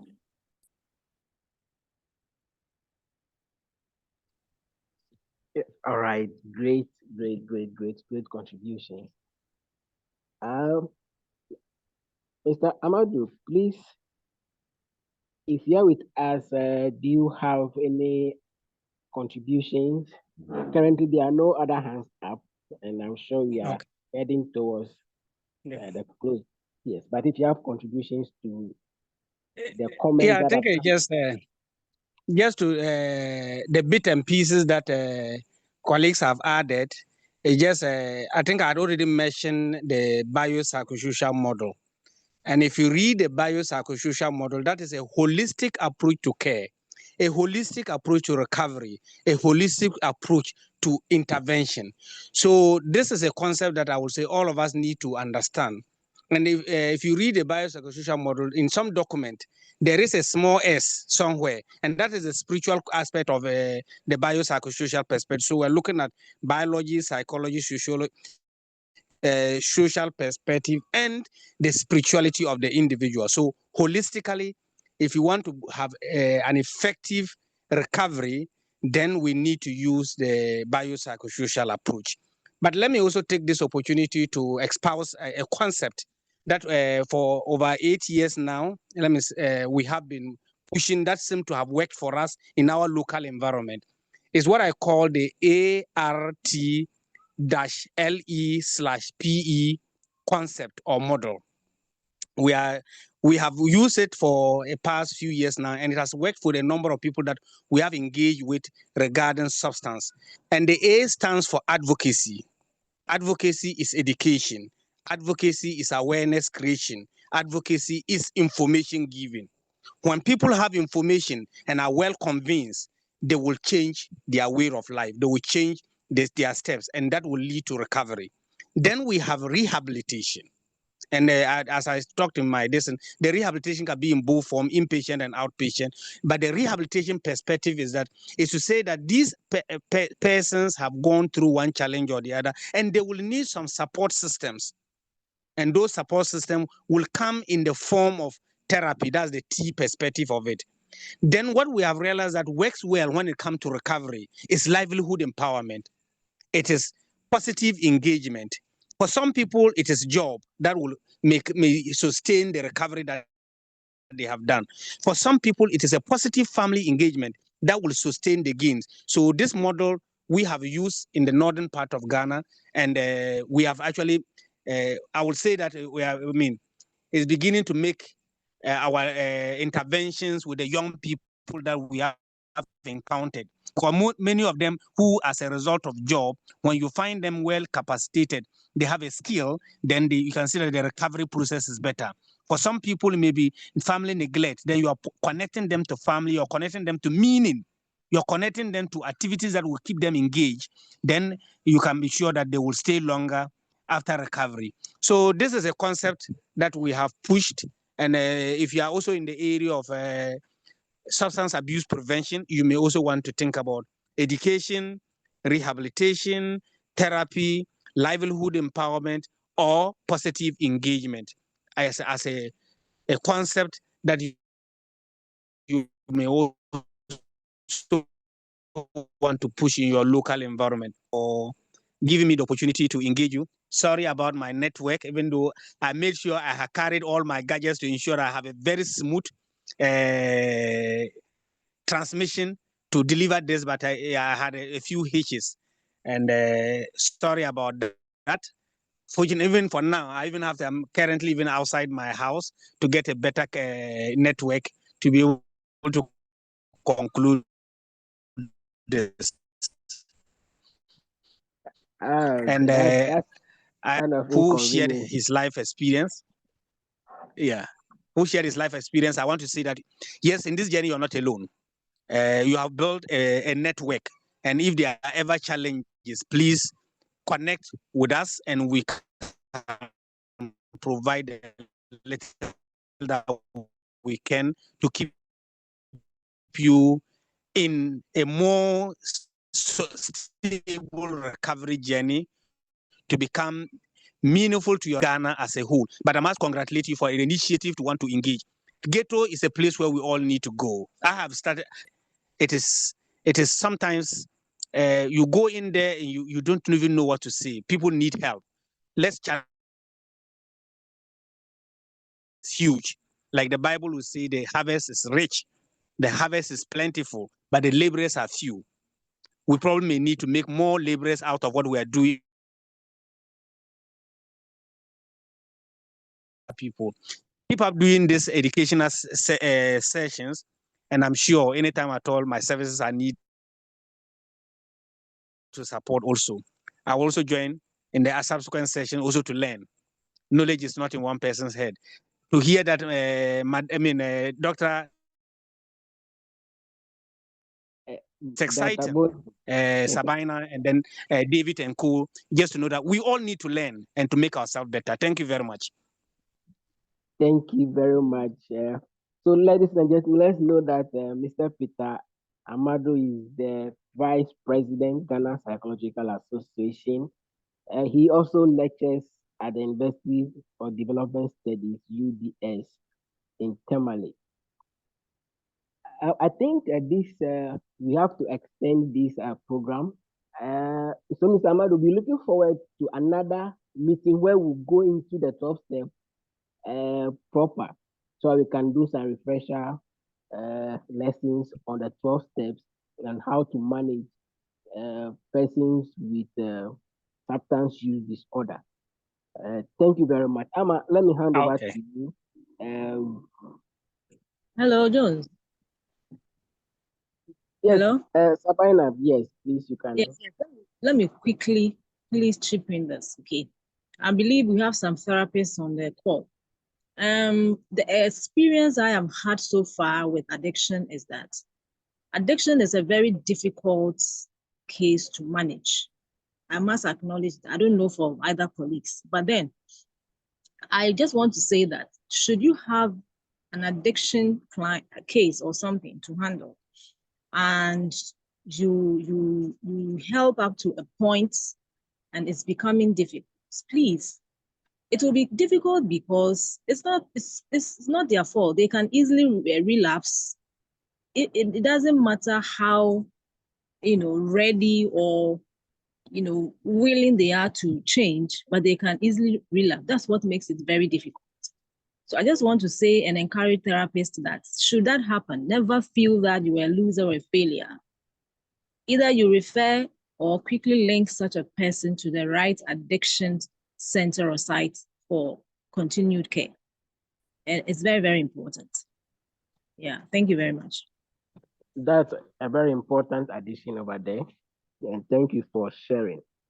Mr. John, if you have some final words you want to leave with us, both practitioners and then people who are in recovery or audience listening to us, if there's something you want to share as your last word before I hand over to Amma. Yeah, thank you, Mr. Jones. So, yeah, I would say just like Madam Savannah said, addiction is a difficult one to handle. Looking at my experiences, the number of relapses, and that is also not to say that one-time attempt is not possible. Recovery is possible. It is possible. The only challenge I think we have now is it has to do with the finances. You see, Mr. Peter mentioned that the harvest is a lot, but the laborers are few. There are a lot of people out there who need help, but it's not expensive. Talking about rehabilitation, counseling, and all of that is very expensive. And most of these people would really want to change, but the fear of the withdrawals and then other factors are a reason for that. I don't know how best all of us can assist. It begins with all of us, but we can always do our bit to help each and everyone. I thank everyone for this opportunity, and then I pray that this sessions or things like this never ends. I'm always ready to learn more from. I'm just privileged to have every other person looking at the status and everything. I'm very privileged to be a part of this. Amma, thank you so much for this opportunity.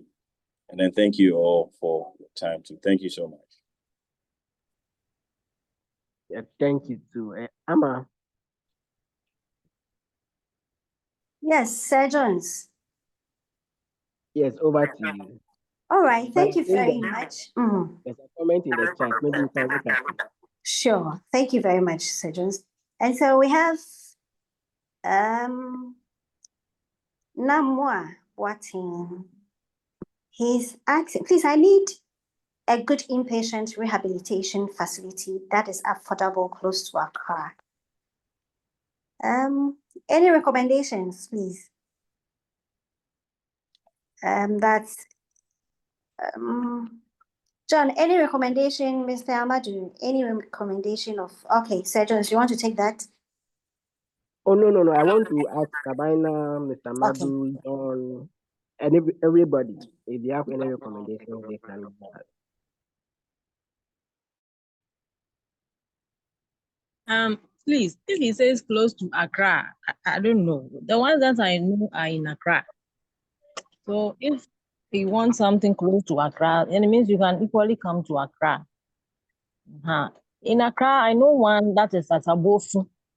They call a small suburb at close to Achimota, Abofu. That's the one that I'm familiar with for now. Yeah. All right, thank you very much. Okay. Sorry, Amma. So you are he John is willing to come by your church to share his. Hello. Yeah, yes. I'm a Faustina. Okay, hi, Faustina. Please go ahead. I was saying that I know one at Achimota. It's close to GH Media. It's called Chosen Rehabilitation. I'm not sure if that's an exact name, but it's at Achimota. I think a friend of mine did an internship there, so that's one that I know. All right, thank you very much, Faustina. So, Senamwa is saying that he knows Chosin, but the person ran back home. And so they need, okay, so apparently he needs one that is not in Accra, one that is outside of Accra. So, any recommendations? Senamwa, I think, please share your contact. We'll reach out to you. Kindly If it share. is out of Accra, we have one in Cape Coast called St. Rita's. St. Rita's in Cape Coast.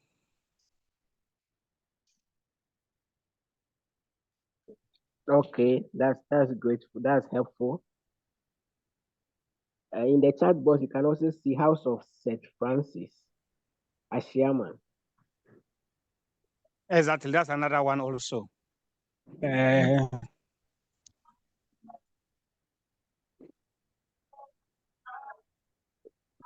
Yeah, so I'm sure maybe these ones can help. Okay, thank you very much. Sir Robert, would you like to share a contribution? Okay, we have Sir Emmanuel's hand up again. Please briefly, and then. I kindly ask you. Yes, Sorry, please, please come again. I kindly ask if he's willing to share his story at the church for Sure, me. sure. I'll do that. Sir Emmanuel, please, would you like to share a contribution or? Yeah, a suggestion. Okay, please go ahead. Okay, thank you so much for the time, please. And once again, I would like to know if we can do some advocacy relating to this rehabilitation center, like public-owned one. We don't really have a public-owned rehabilitation centers in Ghana. The one we have mostly are private, very expensive. And so far as addiction is concerned, sometimes people could recover well, but because of the amount involved, it's difficult to get them have access to some of these facilities. So I don't know if we can come together and advocate for this and push it to government and see the outcome of it. Thank you. Thank you very much. Sir Jones, Mr. Amadu, please, would you like to take this? Yeah, I mean, well, his call is in the right direction. And I think what we have all been doing, the advocacy, we are hoping that we can influence policy one day. And if you look at how the mental health authority is operating, they themselves have beginning to understand that these are the challenges of our young people.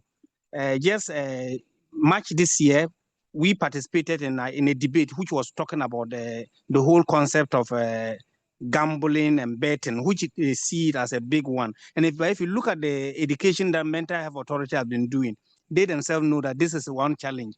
I'm sure in their documentation, they are probably pushing something. The reason why they are seeking to get more psychiatric facilities. But this will take a bit of time. But I mean, rallying a group of people that will advocate what we are doing is important, but we probably need policy advocacy towards getting rehab centers which are owned by the government so that it is more subsidized. Yes, if you look at the psychiatric hospitals, there are facilities, but also because of the cost and the subvention issues, there are challenges. People go in there and they cannot even be sustained. So it's a call in the right direction. I hope that this engagement will get to a point where we can begin to issue some communique, talk to some people in influential positions to also consider something like this. So, I mean, maybe Jones, we probably can pick this at the level of GPA once you represent this group, and we are all in there. We'll see. Maybe I know GPA is also already on a certain trajectory to look for support for our younger people. So if we can factor this as one of the areas to focus, then we can begin to lobby people that matter towards this. Thank you. Yes, please. Very well noted, and we'll surely push it. And thanks to Mr. Ima suggestion. Right, Aman. Thank you very much. And so, John, Madam Sabina is asking if you are willing to share a story at her church. Yeah. Yes, I don't mind. I don't mind. If it was a year ago, I would have said no, but I mean, I don't mind at this point. I don't mind. That's fine. All right. Thank you very much. So, Madam, I would reach out to you after the show tonight. And so this has been a Purple Wellbeing show in collaboration with the Ghana Psychological Association, Paralay, and Associate Division. We are very grateful to having you join us. And we have our supporters being Great Commission Movement of Ghana, Alpha Wave Consult, and House of EBQ. We've been very privileged to have Mr. Peter Amadu, who is the National Vice President of the Ghana Psychological Association. He is also a clinical health psychologist and a lecturer at the University of Development Studies. I co-hosted with Sir Jones, that's Jones Kojo Tabo, and I am Amma Labi. Lastly, I'd like to also share the contacts of Mr. Amadu's outfit, that is the Total Life Enhancement Center Ghana. They deal in all psychotherapy session for all. Their contacts that you can reach them on is 0242 15400. There is a second number, and that is the 059483781. Thank you very much for joining us. We really appreciate your time. In spite of all the challenges that we encountered earlier, you've been with us throughout. Thank you so much and have a wonderful evening. Thank you to our resource person, Mr. Peter Amadu, and John. We are very much grateful. And to you, our participants, we really appreciate you, your dedication, support. Thank you. Have a wonderful week ahead and good night. And Thank you. I'm not a Kojo. I'm a proud Sunday Kwesi. Thank you. So I'm Sorry. Jones Kwesi, not Kojo. I'm Jones Kwesi Tagbo. You're giving me another day by force. I'm Kwesi. All right, thank you. And thank you all for joining. Next week we'll come your way again with other topics. So we hope we'll meet again. Yeah, bye. Thank you. Thank you. Bye.